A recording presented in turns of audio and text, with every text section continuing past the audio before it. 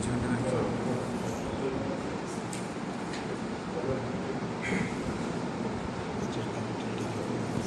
good afternoon to all of you present here. I think it's the lazy time after the lunch. Still stay with me for a few more minutes so that we can discuss a little more arena, little more dimension of knowledge management.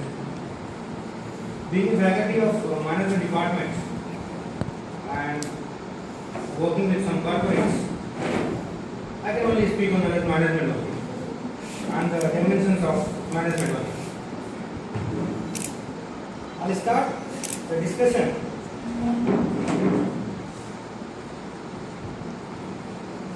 by giving my heartiest thank to Dr. Bias and one more of my special friend, Lalu Sevan from NIT Center, by whom I got this opportunity. These two are friends and it happens to be, I am a friend of Dr. Bias. So this is basically, if you conclude, this is knowledge sharing. This is information sharing, and in a context it's a knowledge sharing. This happens with all of us. Today also, since morning, everybody started a discussion of different dimensions. Sir has spoken on some community, knowledge sharing, community works, the dimension from community.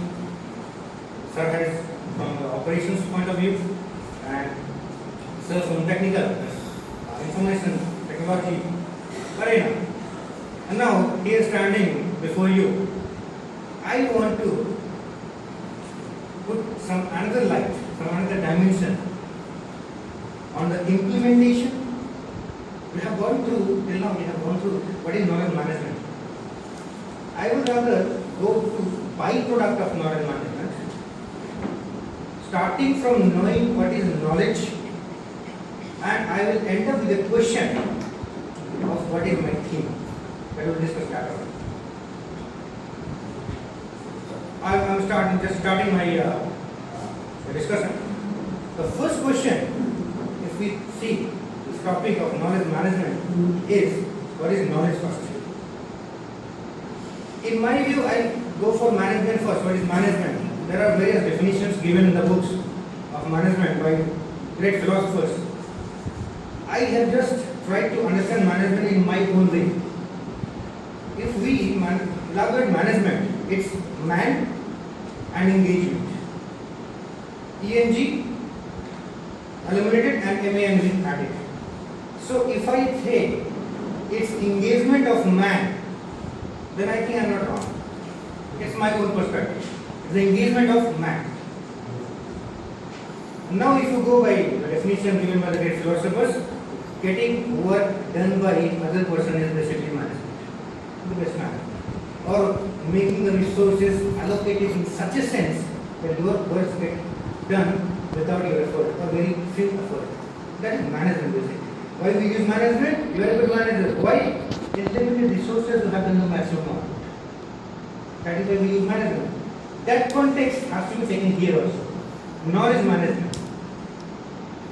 Knowledge should be managed in such a sense that the true fruit of the management should come to the customer. Whom are the customer? The society, the community, the people, or say the organization. Am I true? Because since morning I am saying it's a one-way communication going on over here. I will try it will go two-way communication. At least a verbal or a non-verbal communication should be there. Am I true or not? Let me go to the starting of knowledge. This is a ASCII theory. Ask and key. You ask means always seek knowledge. You should always ask. Everybody says, great philosophers have told you, ask the question, ask the questions, ask the question if you want to grow. You want to become intellectual, ask, and ask. I got a full form of, it's not mine basically, I got a full form of ask. What is ask? Always seek knowledge. And the key of everything, or key to success, there is a statement, key to success is this, key to success is this, key to success is this. Let us go, what is key then? The key is knowledge empowers you. If you ask for the knowledge, it will empower you. And hence goes, knowledge is power. Look at philosopher understood, knowledge is power. Mathematically, if you go, if defining power, power is the ability of doing something, right?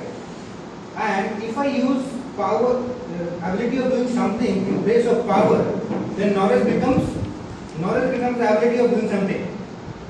Knowledge is power, knowledge is ability to do something. Basically, it goes like that.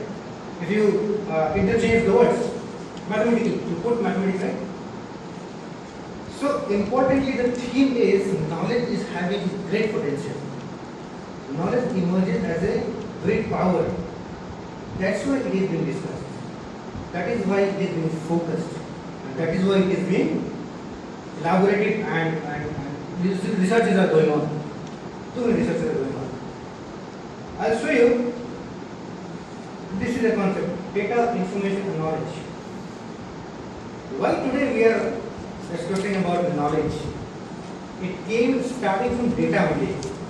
Yesterday we were talking about information technology, information age, information era, information management, and today we are discussing about knowledge era, knowledge management, knowledge age. Intellectual capital means the knowledge capital. We are the human being, the employees working in the company. That diagram has changed. This protocol has changed. Why? Because we are evolving. First came the data. Then it has been set in a sequence. It got information having some meaning. That information goes to some extent and it is being utilized to do something. It is being accessed or used to do something. Some outcome has to be there with the information. That becomes the knowledge. And here you will see expertise, I will rather say wisdom. If today it is the era of knowledge, for sure, I am discussing here, I am giving a statement over here. Tomorrow will be the era of wisdom. We will be again discussing on some workshops and on some seminars, wisdom management. It may be followed. So, data has gone, information has gone, and now knowledge is about to come. And knowledge is still, it is prevailing, basically, it is prevailing. And why it is evolving? Because we are discussing. None of the definitions are universally accepted. None of the theories or models have been universally accepted. I have gone through the literature because in a very short span of time I have to prepare for this. And you can see the study materials are full of literatures and very few lines of mine, very frankly. So, in this very less span of time, I could gather this much only.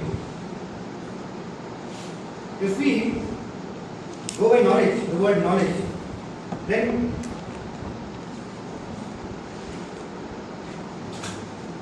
the question arises, what is knowledge basically? Go to the first slide. Now come the definition. It's basically the facts means the data, the information and skills acquired through experience or education, the theoretical or practical understanding of a subject. Two lines. Either you understand something in a correct way, in a legal way, in an accepted way, that becomes your knowledge. Or you acquire some skills, some information, some facts from the society, from the database, it becomes your knowledge. It's basically a concept of knowledge, not a state definition of knowledge, it's a basic concept of knowledge, what we can define nowadays. We have seen two types of information. Basically, I am discussing this knowledge because I will be touching knowledge and knowledge management with ethics. I want to open an arena, open a dimension. Knowledge is okay, it's going on. is flourishing. Knowledge management is being discussed, is being implemented. There are theories, there are models, there are various facets of knowledge management. I want to put ethics because it is a continuous process, and this process is going to benefit or hamper the society. And where society comes in scenario, ethics, moralities, mode of conduct, code of conduct, standards, mode of standards comes into limelight. They have to come in limelight because nowadays this is the phenomena of consumerism, social being, right? So don't be confused that I am going only by knowledge. I'll be putting the ethics part. Basically, I want to add ethics part into the knowledge management. There are two types of knowledge. One is tacit and one is explicit. Tacit is what is beneath us, in our head, what we have learned from culture, from epic, and explicit knowledge is this, in a written form. Now if I have written this in a piece of paper, it's with you now. So it becomes, my knowledge becomes explicit to you. Now it can be referred, it can be accessed freely. But what am I thinking of this knowledge, this information? How I am going to explain this? How I will be citing the examples on this? That no one knows. How I will be using this knowledge, which is in my head, for the benefit of my department, say, for my organization, say, for my society, that nobody knows. Here comes the challenge.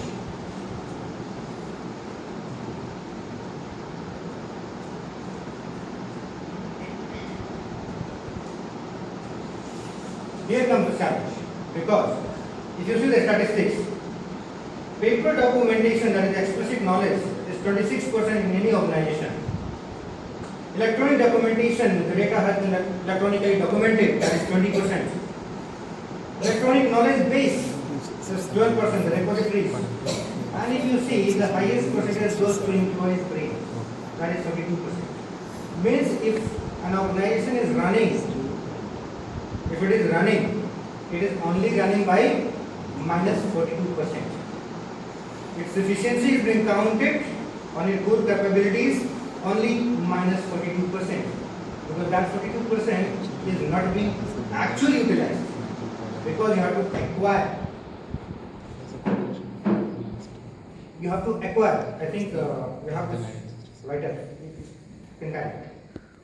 Because it has to be acquired by the employee, from the employee, by the organization, and then it has to be implemented or put in a right place, with the right direction, so that it can be used by some other group, some other person, or the organization itself for the betterment, for the organizational success. But the current term, because I have this importance right now. I was given an interview in a cement company for the first time. I had worked in life insurance companies. I was having experience of selling services, life insurance policies as a service. I have given an interview in a cement company. Cement is a product. The assistant vice president asked me a question, which industry you belong? I told him I am a service person. I belong to a service industry. Then he asked me, what do you know about cement and cement industry? What do you know? I thought it's a question to check my capability, my core competencies, how I am working with the company or not. He asked me a direct question, how much you know about cement and cement industry? I told nothing. Interestingly, the response from the EVP came very good. Very good. Why? Because he told me, you will add something new to the organization. You will add something new for the organization, because you don't know anything on the cement industry. You will be learning from different perspective, and you will be selling the cement. And since you are not customary to the cement selling, you may add something new. Means he wanted to utilize my personal knowledge of selling services, and that is how he managed the knowledge management. He does the knowledge management using me. This is the best example in the second side, right? Here you can see, I just want to show the scenario basically why knowledge management is a process being discussed nowadays, a hot topic nowadays. Explicit knowledge is having only 5% of coverage, and tacit knowledge is having 95% of the coverage, in 100% volume. Tacit knowledge is only 5% in the organization or in the society, and tacit is 95%, explicit is 5%. So it becomes a huge challenge, great challenge for the organization to cater this 95%, to use this 95% of the knowledge of the employee and to utilize it in the organizational success. But the question is, and the point of attention here is, to acquire this 95%, they use some process, methodologies. There are some methods. Here I want to introduce my term, that is ethics. While acquiring this knowledge from the employee, since it is inherited to him, he has learned it, it's his experience, it's his own personal information catered as a knowledge within him, by virtue of which he is being distinguished, by virtue of which he is being given courage in the society. This person is good. Why? Because he knows something which I don't know. He will perform well because I cannot. We differentiate people because of the basic knowledge, because of the basic knowledge. We researcher, academics, many of you are researchers here. We use the references, right? We use the references of the previous article, paper published, journal published. You have to mention the references below the paper. Is it or is it not? Why? Ethics. You cannot harm his intellectual property. You cannot harm his ego, because he has done hard work and developed something and you are just copying it. Plagiarism. I discussed yesterday before yesterday with sir. There also ethics has to be there.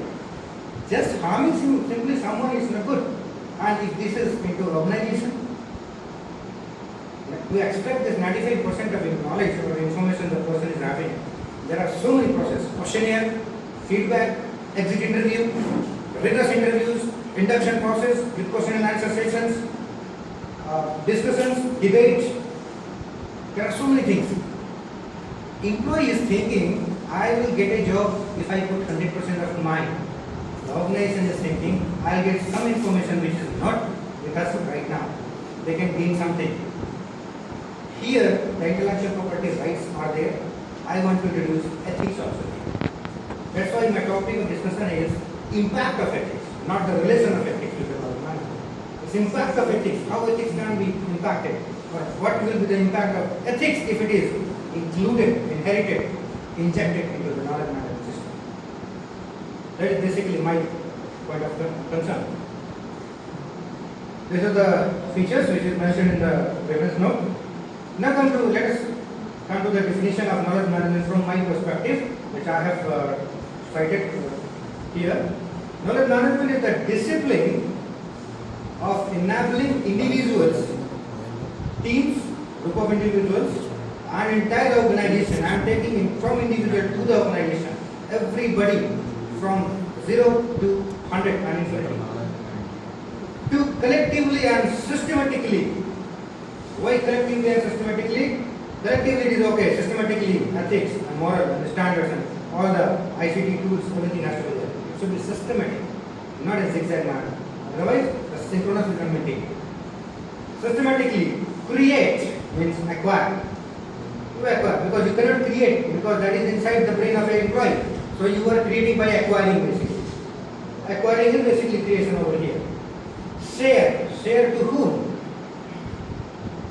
Acquiring from employee A, making it explicit, and it can be shared to others of the organization. And apply knowledge and apply for your strategic decisions, for your strategic goals, for your objectives of achievement in the current scenario, the competitive scenario, to better achieve their objectives. An organization, if you talk about organization, an organization is meant only for making profits. Previously, yesterday, today, it has to make its stakeholders happy, tomorrow. It has to make its stakeholders happy in addition to contributing something to the society, which has started by CSR. It has started. In India, it's a contrast. We are multi-religion country. We are having societies of emotional attachment, and in this country, it's a dilemma. I'm putting a question in the forum. We have to rethink about this. And in this country, government has to impose, means it has to mandate 2% of the profit of the company has to go to CSR. It has to mandate, it has to fix harshly. It is not companies are going and utilizing their 2% by their own. The government has to impose rules on that.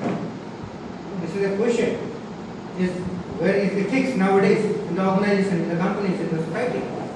We are discussing ethics, where is the society, what is ethics? To give something to the society, we have to be imposed, and that is happening. Okay, so knowledge management in organizational sense is to achieve the profitability goal and the consumerism and the societal benefits. We have to do this, and it has become a discipline in the organization. If you go a little history of knowledge management, it has evolved in the early 90s from ICT, previously it was information management.